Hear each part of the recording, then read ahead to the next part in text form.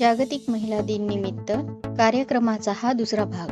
या भागात माननीय डॉक्टर लताताई प्रतिभा मधुकर यांनी अत्यंत सोप्या भाषेत प्रतिभाशील महिलांचा इतिहास एक्सप्लेन केला आहे.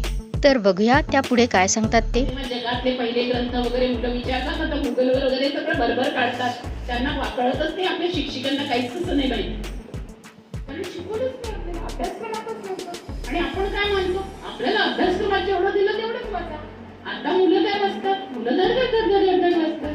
तर तेव्हा त्या थेरी 73 स्त्रिया पाहिल्या आहेत या देशातल्या आणि जगातल्या ज्यांनी लिपिबद्ध केली भाषा. आणि या 73 स्त्रियांपैकी एकीची गोष्ट सांगते मी. तिचं नाव आहे मुक्ता. ती लिहिते, बरं झालं बाई, आज जर मी असं म्हणणार आहे तर तुम्ही काय म्हणाल ते सांगा. ती म्हणाली, बरं झालं बाई, मी आता धम्म घेतला आणि धम्म घेतल्यानंतर मी थेरी झाले आणि मी भांडी धुणी कपडे अशा सगळ्या झंझटी, माझा कुबडा नवरा आणि त्याच्या कटकटी याच्यापासून मुक्त झाले. आजही मी तसं म्हणू शकेल, काय हा नवरा आहे कटकट करतो, सोडते मी त्याला. तर तुम्ही काय म्हणाल, करंडीच आहे, पतिव्रता राहायला पाहिजे, वटसावित्री करणारी बाई, तू सावित्री राहायला पाहिजे. हे ज्या सगळ्या पंचतारा सांगितल्या तुम्हाला, या सर्व त्यांचं काय आहे, तारा, मंदोदरी, सीता, द्रौपदी, या सर्वजणी काय होत्या, पतिव्रता. पण तरी सुद्धा द्रौपदीच्या नावाने एक लिहिलं गेलं, द्रौपदीचं कृष्ण हा मित्र होता हे पाळलं नाही महाभारताला, म्हणून द्रौपदी थोडीशी अलीकडे सरकवतात ते.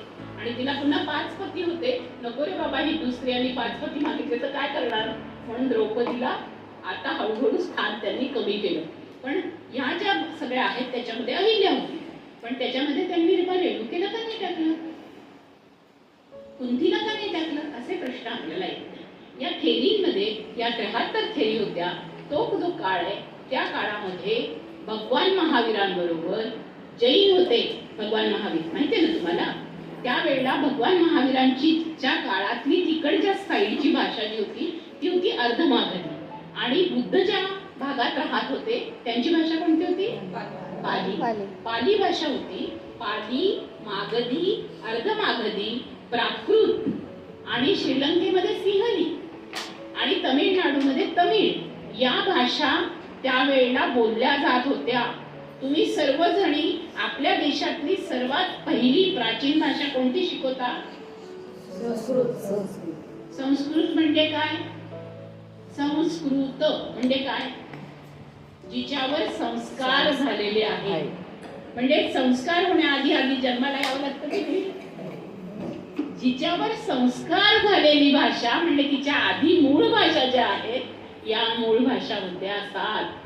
संस्कृत पहिली नाही, नाहीतर तिचं व्याकरण कसं तयार झालं असतं. तुम्ही साधे सगळ्या शिक्षिका प्रश्नच नाही विचारत, शांतपणे स्वीकारता, किती सुंदर शिकवलं ना आज सरांनी, फारच छान, असं होतोय संस्कृत भाषा. माझ्या मनात प्रश्न आला तरी मी विचारणार.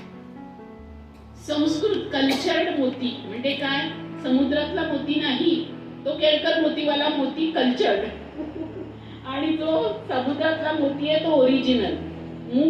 मूळ आणि संस्कृत संस्कारित मूळ आहे. तुम्ही काय करता, शिक्षिका सगळ्या अध्यापिका मुख्याध्यापिका काय आहात, तुम्ही संस्कार करणाऱ्या, बरोबर. म्हणजे माझ्याकडून आम्ही माझ्या मुलीला तुमच्याकडे दिली तेव्हा मी आई म्हणून तिला जन्माला घातलं, मी संस्कार केले, पण तुमच्याकडून तिच्यावर अधिक संस्कार होतात, म्हणून आपण काय म्हणतो, संस्कृती कोण घडवतं, तुम्ही सगळ्या अध्यापिका, बरोबर. म्हणून तुम्हाला अध्यापक म्हटलं जातं. त्याच्याही पुढची स्थिती आहे म्हणून मला प्राध्यापक म्हटलं जातं. मग त्याच्याही पुढची स्थिती आहे म्हणून मग अजून प्राचार्य आणि मुख्याध्यापक नाहीत बरं का, त्याच्यात अजून वरचे प्राध्यापक, विचारक, विचारवंत असं घडतं. तर हे जे घडणार आहे, हे घडवणारं जे आहे, ते घडवलेलं जे आहे, ते घडवणं म्हणजे संस्कार. म्हणून संस्कृत ही भाषा मूळ नाही. तुम्हाला किती शिकवलं गेलं, तुम्हाला मार्क मिळवण्यासाठी तुम्ही लिहा ते बरोबर आहे, कारण मार्क तुम्हाला त्याच्याशिवाय मिळणार नाही. पण तुमच्या डोक्यात मात्र हे तयार झालं पाहिजे की संस्कृत ही मूळ भाषा आहे. लिहिलं कुठल्या भाषेत जात होतं, 3च भाषा होत्या ज्यांना लिपी होती, पण ती लिपी होती हे सिद्ध नव्हतं झालं. मोहनजोदारो हराप्पातली भाषा आता आपल्याला थोडी थोडी कळू शकेल अशी स्थिती आली आहे. अन्यथा पाली ही पहिली लिपी आहे आणि म्हणून पाली भाषेतल्या 73 स्त्रियांनी लिहिलेला थेरी गाथा हा संपूर्ण जगातला पहिला ग्रंथ आहे. तुम्हाला झोप येत असेल कोणालाही तर असं समजा, थोडंसं एक्सरसाइज करा किंवा पाणी घ्या, पाणी प्या. मला माहिती आहे तुम्ही सकाळपासून शरद पाटील वाचावे लागतील, आहा साळुंखे वाचावे लागतील, त्याच्यासाठी तुम्हाला म्हणजे राहुल सांकृत्यायन वाचावे लागतील, तुम्हाला सरा गाडगीळ वाचावे लागतील, तुम्हाला देवी प्रसाद चट्टोपाध्याय वाचावे लागतील, तुम्हाला इरफान हबीब वाचावे लागतील, तुम्हाला रोमिला थापर वाचावे लागतील. आता मी केवढे नावं सांगितले, याच्यामधलं एक पण तुम्हाला कधी शिकवलं गेलं नाही. तर हे सगळं मी वाचल्यावर तुमच्याशी बोलते आहे. हे असं तुमच्याशी इतकं साधं सुटसुटीत बोलते कारण तुम्ही शिक्षिका आहे. अन्यथा मी जर रिसर्चच्या वर्गात बोलायला लागले तर मी त्यांचे कोटेशन्स देऊन बोलेन. पण तुम्हाला समजावं म्हणून मी इथून उडी मारते, काळातून इकडे येते, कारण तुम्हाला तशाच उड्या माराव्या लागतात विद्यार्थ्यांसाठी. ती तशी सवय झाली आहे म्हणून मी तुम्हाला तसं शिकवते. बरोबर ना? बरोबर आहे की नाही? बरोबर. अगदी शेवटी पण हो की नाही? तुम्हाला वाटत असेल की अरे आता तर इथे होत्या त्या 3000 वर्षापूर्वी, 2500 वर्षापूर्वीचा बुद्धाचा आणि जैनाचा काळ सांगत होत्या आणि आता बोलता बोलता ज्ञानेश्वरांच्याही काळात आल्या, तुकारामाच्या काळात आल्या आणि आता आधुनिक काळात पण आल्या. पण असं सांगितलं नाही तर तुम्हाला त्याची लिंक लागणार नाही, म्हणून मी तुम्हाला तसं सांगते. मग आता आपण आलो, त्या साध्वी कोण होत्या? आता तुम्हाला वाटत असेल भगवान महावीर. आत्ताचा जैन धर्म सोडून द्या, आत्ताचा जैन धर्म खूप कर्मठ झालाय. ते लोक खूप आता एकमेकांना माशी पण नका मारू, हे पण नका करू असं करतात. त्यावेळेचा जैन धर्म वेगळा होता. त्यावेळेचा जैन धर्म विचारत होता की अशा पद्धतीने तुम्ही एकमेकांशी वर्णव्यवस्था का करता, तुम्ही वर्णव्यवस्था का ठेवली. बुद्धांनी पण हे प्रश्न विचारले. त्याच्यामुळे ते ज्ञान शोधायला निघाल्या. आता थेरी किती निघाल्या? थेरी कमी निघाल्या. 300 बायकांनी धम्मदीक्षा घेतली. मग साध्वी किती निघाल्या असतील? कोणी अंदाज लावू शकतं किती निघाल्या असतील? भगवान महावीरांबरोबर किती बायका असतील निघाल्या साध्वी बनून? साधारणतः किती असेल? म्हणजे तुम्ही थोडासा अंदाज साधारणतः 18,000 स्त्रियांनी घरदार सोडलं. 18,000 स्त्रियांनी घरदार सोडलं. त्यांना कोणी परित्यक्ता म्हणालं नाही, त्यांना कोणी घरदार सोडणारी म्हणाले नाही, त्यांना त्यांनी साध्वी म्हटलं. काय झालं? खूप डिस्टर्ब झालंय? काही प्रश्न आहे? घरदार सोडणाऱ्या बाईला काय म्हटलं जातं? टाकून दिलेली है ना? किती घाणेरडा शब्द आहे टाकून दिलेली. खरं ती टाकून गेली आहे, त्याला तिला थोडी टाकलाय. ती कशाला, कोणी कसं का टाकू शकतं एखाद्या बाईला? पण आपण सन्मानाने बोलत नाही त्या बाईशी. जी बाई घर सोडून गेली, इथे सन्मानाने बोललं, त्यांना साध्वी म्हटलं. थेरी म्हणजे काय? पण तुम्हाला फक्त थेरी शब्दाचा दुसरा अर्थ माहिती आहे? काय म्हटलं जातं मराठीमध्ये? काय आहे थेरीच्या नंतर? थेरडी म्हटलं जातं. का म्हटलं जातं थेरडी? लक्षात घ्या, थेरी ही सन्माननीय होतं. थेरी लक्षात घ्या, THERY, आणि त्याला जर स जोडलं तर स्त्री होतं. भाषाशास्त्र शिकणारे असतील नाही ते मराठीवाल्या सगळ्या. सविता मराठी आहे, पण माहिती होतं का थेरी पासून स्त्री होते म्हणून? नव्हतं, शिकवलंच गेलं नाही.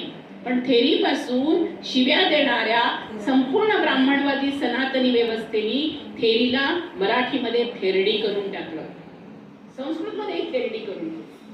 म्हणजे तुम्ही प्रश्न विचारू नका.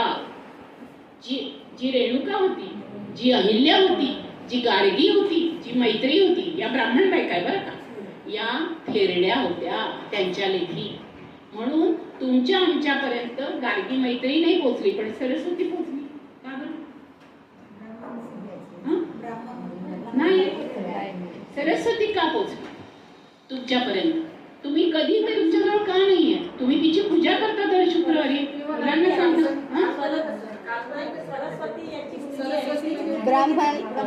ब्रह्माची मुलगी आहे, बरोबर, ते तुम्हाला माहिती आहे. आता तुम्ही म्हणता काल्पनिक आहे, मग तरी सुद्धा सरस्वती पूजन केलंच पाहिजे म्हणून मुलांच्या हातावर छड्या मारणारे शिक्षिका सांगा, आहे का नाहीये? एवढं मला सांगा. दर शुक्रवारी आदेश आहेत, लिखित नाहीये. अलिखित आदेश आहे की शुक्रवारी पूजा करा.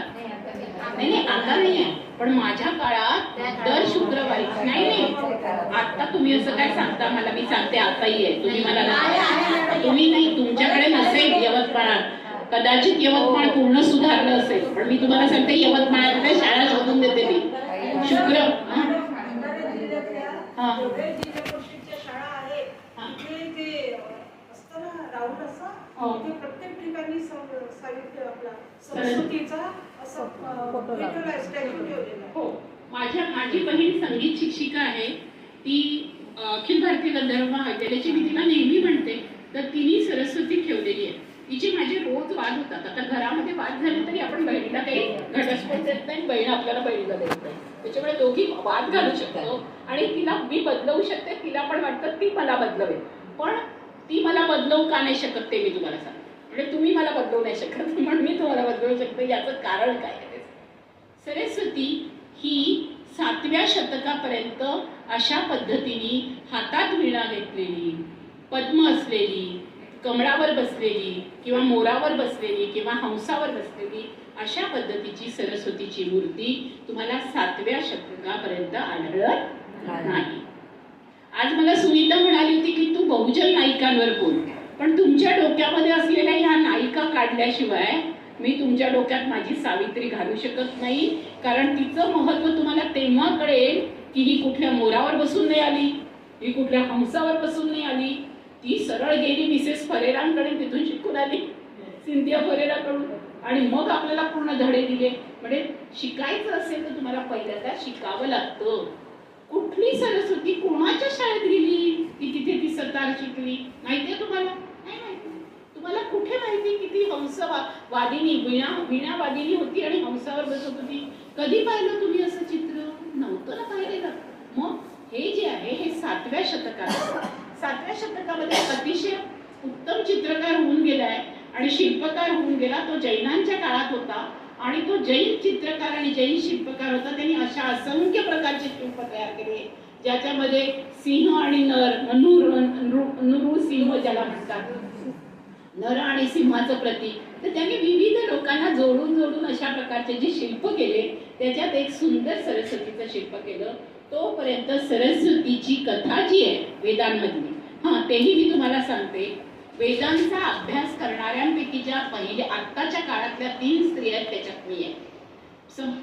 ऋग्वेदाचा अभ्यास संध्या नरे पवार, अथर्ववेदाचा अभ्यास वंदना महाजन आणि सामवेद आणि यजुर्वेद या 2 वेदांचा अभ्यास मी. असं करून आम्ही 4ही वेदांचा अभ्यास करून मराठी भाषा अभ्यास मंडळामध्ये वाजवून घ्या, काही हरकत नाही.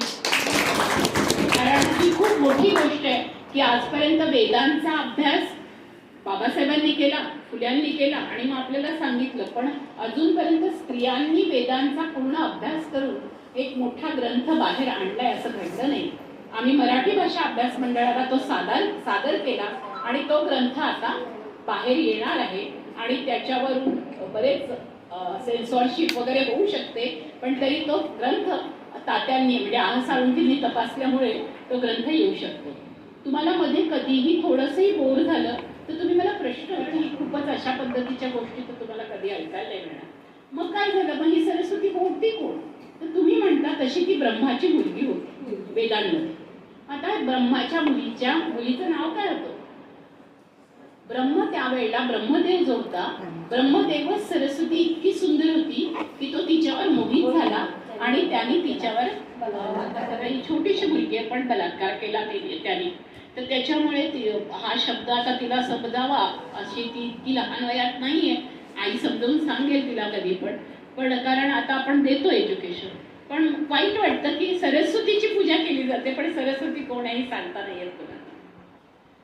तर वडिलांचीच नजर तिच्यावर गेल्यानंतर ती पळून गेली, पळाली आणि ती वेगवेगळ्या ठिकाणी गेली. त्यावेळेला तिचं नाव महानग्नी आहे. तिला नग्न होऊन औषध आणावी लागत होते. त्यावेळेला तुम्हाला औषध कोण आणत होतं? औषधांचे कोण आहेत तुम्हाला आठवतं? कोण होते? कोण आहेत औषध आणणारे? कोण आहेत मला सांगा. नाही सांगा कोण आहे? धन्वंतरी. तर धन्वंतरी हे वैद्य झाले. पुराण मिथकांमध्ये बघा, आपण तुम्हाला पूर्ण कथा पण नाही सांगितलेलं नाही. नाही पण कोण वैद्य नावं सांगते ना, जसं सरस्वती चरक तर बुद्ध काळात आला. मुळामध्ये काय झालं की असे दोन आदित्य कुमार होते.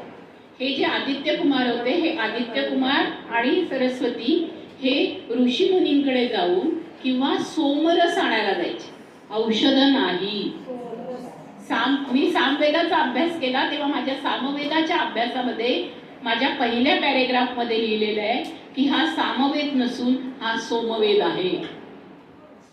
सोमरस प्यायचा, सोमरस यज्ञात टाकायचा, सोमरस पिऊन यज्ञ करायचा.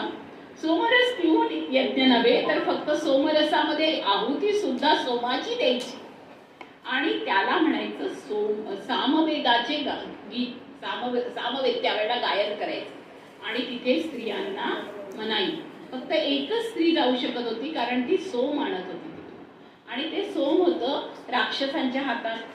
आता हे राक्षस कोण होते? ज्यांना राक्षस म्हटलं जातं, रक्ष अधिक स, म्हणजे जे रक्षण करतात असे राक्षस. त्यांना यांनी असुर म्हणून टाकलं, त्यांना यांनी राक्षस म्हणून टाकलं.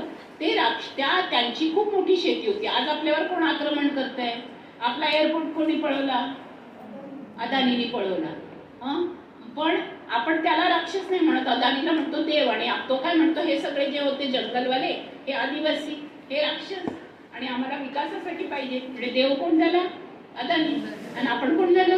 राक्षस. आपण शेतकरी आत्महत्या करतो ना, आपली शेतीची जमीन तशीच राहिली. शेतीची जमिनी धडाधड सगळ्या कंपन्या घेऊन टाकतात आहे. आपण त्यांना काय म्हणतो? विकासासाठी आलेले आहेत. विकासासाठी काम करणारी मॉन्सेंटो आहे, ही बहुराष्ट्रीय कंपनी आहे. आणि आपण कोण ठरलो? शेतकरी, अडाणी, बावळट, मूर्ख. रोज काढतो भाजीपाला त्यांच्या घशात होतो तरी आपण मूर्ख, बावळट. आपण अन्नदाते तरी आपण मूर्ख, बावळट. जय जवान जय किसान म्हणायचं पण तो किसान बावळट. अशा पद्धतीने आपली इमेज केली. खरंच बावळट होता? त्यांना कळतं का की याला आपण साधा सांबार असेल, आपला कोथिंबीर असेल, उगवायची असेल, त्याला किती पाणी द्यायचं, कापसाला किती द्यायचं, माहितीये का त्यांना? नाही माहिती. पण आपला कापूस पळवणारा माणूस, ईस्ट इंडिया कंपनी असेल, नाही तर अदानी असेल, नाही तर अंबानी असेल, आपण त्यांना म्हणतो विकास. त्यांनी देव आणि राजे करून टाकले. रोज आकाशवाणीवर ऐकता तुम्ही. तर आता सगळे त्याच पूर्वीच्या इंद्रापासून आतापर्यंत हे सगळे निघालेले आहे. तर हा जो भाग आहे हा तेव्हापासून आहे. ही लुटीचं राजकारण आहे आणि या लुटीच्या राजकारणामध्ये सर्वात जास्त लुटल्या गेल्या त्या स्त्रिया. त्याच्यामध्ये सर्वात जास्त लुटल्या जाणाऱ्या स्त्रियांचं प्रतीक आहे सरस्वती. मग तिला प्रस्थापित करावं लागेल ना. आता तुम्ही नाही बघितलं का, मणिपूरची जी स्त्री आहे तिला रस्त्यावर त्यांनी ओरबाडलं आणि कधीच पंतप्रधान पण भेटायला नाही गेले, राष्ट्रपती पण भेटायला नाही गेल्या. ती तर आदिवासी होती. पण आता जर त्यांना काही स्मारक करायचं असेल तर मणिपूरला तिच्या नावाने स्मारक करून टाकलं तर तुम्ही सगळेच जण तिचं स्मारक बघायला जाल. हे जे घडतंय आपल्या समोर घडतंय. तुम्हाला हेही माहिती असेल की मंदिर, आता मला एक अशी कथा कळली की एका ठिकाणी खाली पिंड निघाली आणि त्या गावामध्ये लगेच मंदिर पण उभं राहिलं. आणि आम्ही नर्मदा बचाव आंदोलनात मी काम करत होते आणि नर्मदेमध्ये एक धरण, आणि होणार किती धरण आहे? 2 मोठी महाकाय, 30, त्याच्यानंतरची मध्यम, त्याच्यानंतरची 125, त्याच्या नंतरची मध्यम आणि 3000 छोटी धरणं. असं त्या संपूर्ण नर्मदेला त्यांनी धरणांनी काढून टाकलं. मग त्याच्यावर किती मंदिरं होती? एका धरणाचं, सरदार सरोवर आणि महेश्वर धरणाचं मी सांगते, त्याच्यावर जवळपास 1500 मंदिरं होती. ती पाण्याखाली बुडली. तुमच्या माझ्या डोळ्यातून अश्रू तरी निघाला का? मंदिरं बुडली. एकदा तरी तुम्ही आमच्यासोबत आलात का धरण्यामध्ये आंदोलनात? अरे वा वा, लताताई मेधाताई नर्मदेचं काम करतात का? वा वा, छान छान. नर्मदेला वाचवलं आम्ही, नर्मदा परिक्रमा करून येतो. पण काय मग तेव्हा नाही तुम्हाला मंदिरं वाचवायची सुचलं? हे मंदिरांचं राजकारण आहे. कुठून तरी पिंड मिळाली, कुठेतरी मूर्ती मिळाली, मंदिर करा, लाखो लोक घ्या, लाखो रुपये घ्या. मग नर्मदेतली तुम्ही माझ्यासोबत उभा राहाल का? ही नर्मदेमधली इतकी हजारो मंदिरं गेली तेव्हा आदिवासींबरोबर आपण उभं राहिलो नाही. ती शिवाची मंदिर होती. मग आम्ही चिमणबाई पटेलांना विचारलं, उर्मिलाबेन पटेलांना विचारलं की इतकी गुजरातच्यासाठी तुम्हाला गुजरातला विकास हवाय, तर ही सगळी इतकी तुम्ही 1500च्या वरती मंदिरं बुडवली, त्याचं काय? मंदिराची काय प्राणप्रतिष्ठा करता येते? जर प्राणप्रतिष्ठा करता येते, मग राम जन्मभूमीचं राजकारण का खेळलं? मग तुम्ही बाबरी मशीद का तोडली? हे जे आहे ना, आता तुम्हाला त्रास होत असेल, घरी गेल्यावर तुमचं डोकं बिळबिळेल, पण हे प्रश्न विचारणाऱ्या स्त्रिया ज्या होत्या, त्या स्त्रियांमध्ये त्यांनी त्यांची नावं काढली, गार्गी, मैत्रेयी वगैरे. पण या 18,000 साध्वी स्त्रिया, या 73 थेरी स्त्रिया, या ज्या होत्या अक्का महादेवी पासून ते संपूर्ण कानोपात्रा वगैरे पर्यंतच्या स्त्रिया, आणि त्याच्यानंतर खरे प्रश्न विचारणारी मग येते आपली बहुजन नायिका. म्हणून हा खूप मोठा प्रवास आहे. कधीतरी मी तुम्हाला मधल्या संत स्त्रियांचा प्रवास सांगायला पण येईल. आता आपण त्यांच्यावर येऊ की या सगळ्या पार्श्वभूमीवर तुम्हाला आता तुम्ही लक्षात घ्या, सावित्रीजवळ कुठलाही आदर्श आहे का? म्हणजे सावित्रीजवळ असा प्रश्न विचारण्याचा आदर्श आहे? नाही. मग असा प्रश्न विचारणं किती चुकीचं आहे की सावित्रीच्या आधी सरस्वती होती? उत्तर मिळालं, खूप मोठं उत्तर मिळालं. आता तुम्ही कोणालाही सांगू शकाल, व्हॉट्सअप युनिव्हर्सिटीमध्ये तुम्हाला जर कोणी प्रश्न विचारला, काय म्हणता सावित्रीबाईंनी त्यावेळेला लिहिलं ना सरस्वती, माझ्या तोंडावर सरस्वती नसते किंवा मी सरस्वतीची, तिच्या समोर जर सावित्रीबाई फुले असती तर सावित्रीबाई फुलेंनी सावित्रीबाई बद्दलच लिहिलं असतं. आपल्या समोर सावित्री आहे, आपल्या समोर सरस्वती नाही, आपण कोणाला लिहिणार? सावित्रीबाईंना लिहिणार. हे एवढं मोठं लेक्चर मी याच्याकरता लिहिलं की का सरस्वती नको, सावित्री हवी. एकदा डोक्यातनं सरस्वती जोपर्यंत निघत नाही तोपर्यंत सावित्री बसवता येत नाही. सरस्वती हे मिथक आहे, सुंदर मिथक आहे, आणि ते मूर्ती आहे, 7व्या शतकामध्ये आलेलं शिल्प आहे. आलं लक्षात? तेव्हाही सरस्वती नावाची कुठलीही वीणावादिनी, हंसवादिनी, मयूरावर बसणारी अशी स्त्री अस्तित्वात नाही. ते एक सातवाहन काळामधलं शिल्प आहे. आणि म्हणून सरस्वती नावाची कुठलीही कपोलकल्पित कथा रचण्यापेक्षा मला जिनी पाटी पेन्सिल दिली, जिनी मला धूळपाटी गिरवायला सांगितली, जिनी माझ्या डोळ्यावरचा पूर्ण अज्ञानाचा पडदा काढला, ही सावित्री या संपूर्ण देशामध्ये पहिली स्त्री आहे जिने मला ज्ञानज्योती माझ्या डोक्यामध्ये पेटवली, ही ज्ञानाची दिशा. आता आपण या बहुजन नायिकांच्या जेव्हा सुरुवातीला येतो तेव्हा हे 19व्या शतक उजाडत आहे. पण तुम्हाला कसा सांगितला जातो इतिहास? तुम्ही कसा लिहिता सांगा? असं लिहिता. तर हा होता भाषणाचा दुसरा भाग. भेटूया शेवटच्या भागात. तोपर्यंत बघत राहा माझ्या चॅनलचे दुसरे व्हिडिओ. Bye bye.